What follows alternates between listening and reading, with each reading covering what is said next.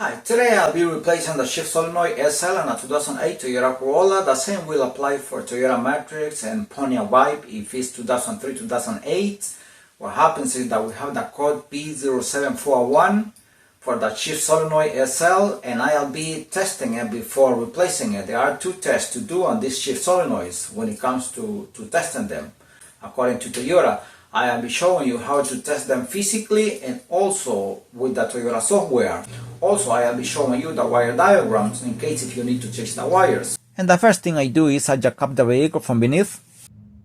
The drain plug, 12mm bolt.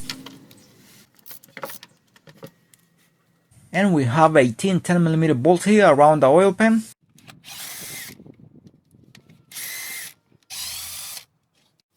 I use a flathead screwdriver to pry it out.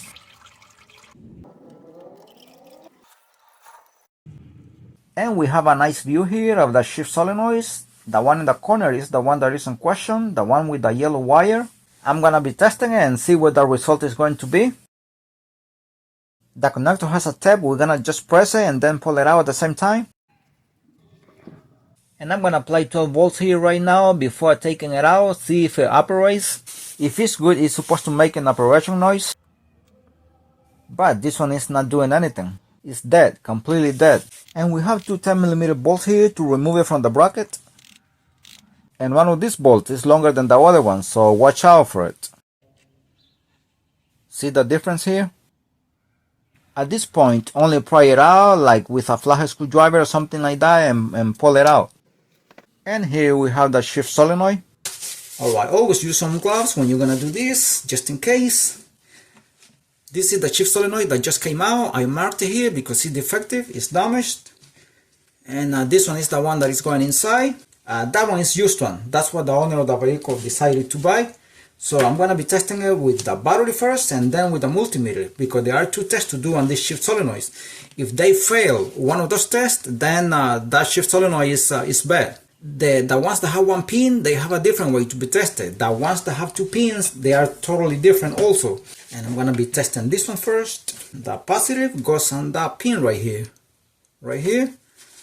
And the negative goes on the body here on this small bracket, as you can see. So once I apply ground here, it's supposed to make an operation noise or a big click. Nothing. You heard nothing. So this one didn't click. And I'm gonna go with this one here. Apply, let's see here. Right there, the positive. And we're gonna see here. I'm pretty sure the camera heard the click. If I do it a second time, it won't click again.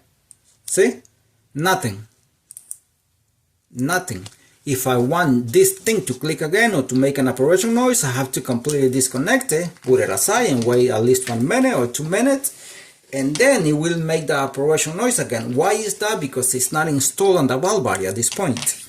So now let's try this one again, the one that we already tested, the one that is good, that is going inside the transmission. Positive, as you can see here. Let's see if it clicks again. About 1 minute has passed already, maybe more. I'm pretty sure the camera heard the click again, and so this one is good. I mean, with this test, it has passed this test already. So now we're gonna disconnect this and let's go with the multimeter here. The positive lead from the multimeter lead goes to the pin. Just make sure you make good contact. Alright, here is the thing. If I get between 11 and 15 ohms, this shift solenoid should be passing this test too, and it should be fine to be installed in the transmission and the valve body. So let's see. We're gonna go in the same spot here, ground.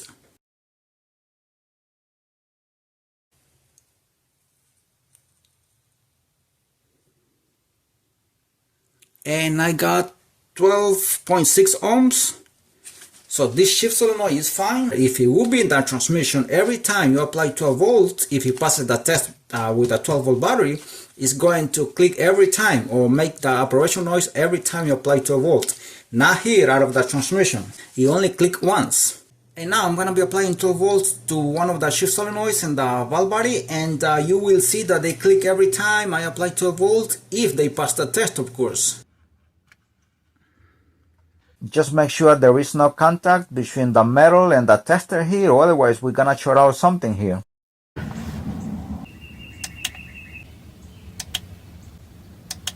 Do you realize this one clicks every time I apply 12 volts or makes an operation noise? First of all, because it's good, and secondly, it clicks every time or it makes an operation noise every time because it is installed in the valve body, as I said it before. And now let me show you the instructions from Toyota on how to test them, the ones that have only one pin. Here you test it with the multimeter, and here you test it with the 12 volts. And this is the ohms that you're supposed to get if it's going to pass the test. And then you apply 12 volts here as it's shown here in the image, and if it passes this test, it will make an operation noise. If all of the solenoids are working fine, then the problem could be one of these options here. It could be the valve body, it could be the torque converter clutch assembly, or the transmission itself. And now I'm gonna be changing the filter here.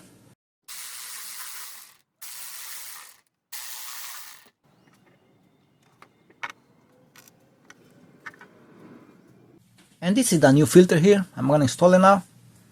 3 10mm bolts.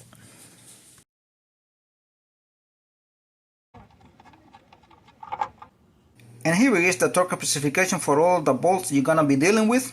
The 3 10mm bolts for the strainer here, you're gonna torque them at 7 foot-pounds, as you can see here. And the 18 10mm bolts for the oil pan, you're gonna torque them at 48 inch-pounds. And the joint plug for the oil pan, 13 foot-pounds.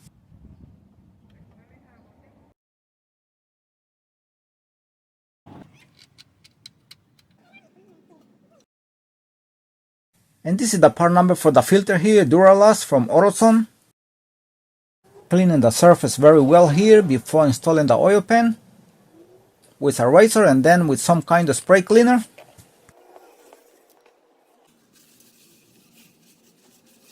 And now I'm gonna use a rag and I'm gonna spray starter fluid on the rag, not on the surface. Do not spray on the surface, but on the rag. Then clean very well all around.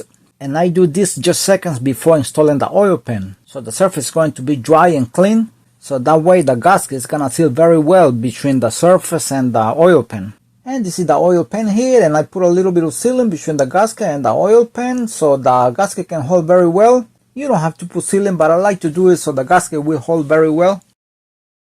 Don't forget the 2 magnets here.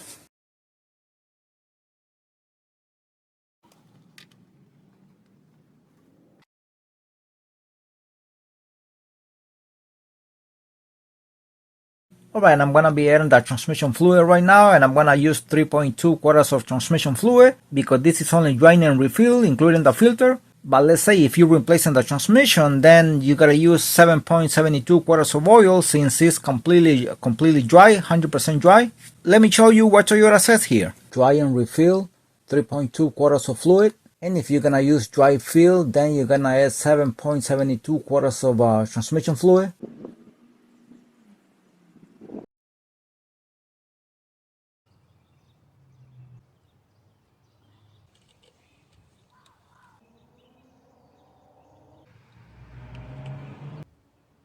And after adding the transmission fluid, here is the final step according to Toyota. Make sure you reach this temperature here, 176 Fahrenheit. Make sure the vehicle is in a flat surface and the level of the transmission fluid is fine, like you see it over here. Then move the shifter from park to L and then return to park. And make sure you check the fluid level. I just did all of this, so everything is fine, no leaks or anything like that. And now let me show you the wire diagram in case if you need to chase the wires to the PCM. Alright, the wire diagram here for shift solenoids. This is the only one that has 2 wires. This one has a different way to be tested, and this one is the one in question, the one with the yellow wire, as you can see here. But the one with the yellow wire is all the way in the corner in the valve body, as you already saw it. But Toyota does it this way, I don't know why. So in case if you need to chase the wires, it's very easy because there is nothing in between. Wire runs from here all the way to the PCM. This one is the one I just replaced. The SL is all the way in the corner, as you can see it here. This one is the one that is on the other side. This one is the one that has 2 wires. So this one in the wire diagram is in the center. as you already saw it, because some people get confused with the location of these solenoids when they look at here and then they look at the wire diagram, or if you see them physically on the valve body, you might get confused. But this one is the one with the yellow wire. So this is exactly how they are located, the way they look here. Alright, this is how you replace a transmission shift solenoid on your Toyota vehicle. If you think this video is helpful for you in any way, please don't hesitate to like, comment, and subscribe. Thanks for watching and stay blessed.